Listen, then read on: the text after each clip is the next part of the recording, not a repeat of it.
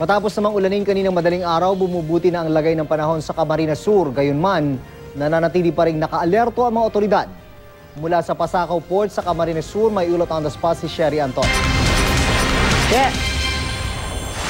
Yes, June. Kanina ay unti-unti nang nakita yung pagganda ng panahon dito sa Camarines Sur. Pero bago yan, kanina madaling araw, nagpakita pa ng bagsik ang Bagyong Dodong. Pasado alauna na madaling araw na magsimulang kumidlat sa Naga City at mga kalapit lugar nito sa Camarines Sur na nasundan agad ng malakas na ulan.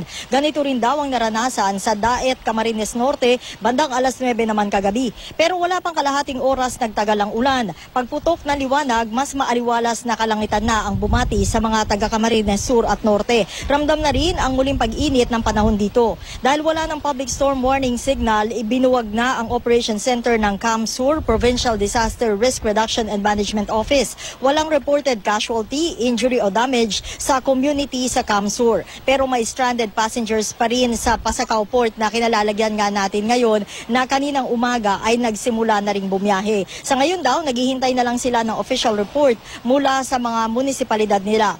Pero ang Camarines Norte Operation Center, naka 24/7 mode pa rin ang operation, sabi ni Eric De Castro, ang team leader ng Provincial Rescue Team. Kahit daw kasi wala ng storm signal sa Camarines Norte, nakataas pa rin ang gale warning sa kanila.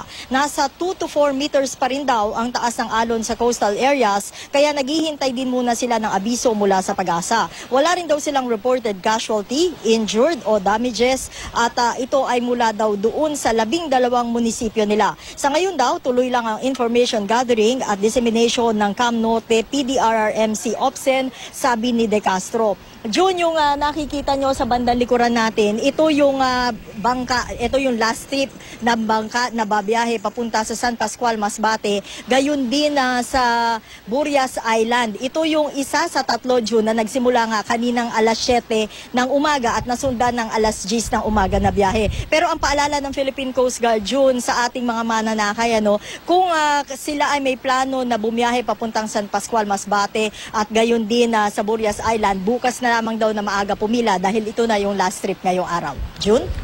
Maraming salamat, Sherry Ann Torres.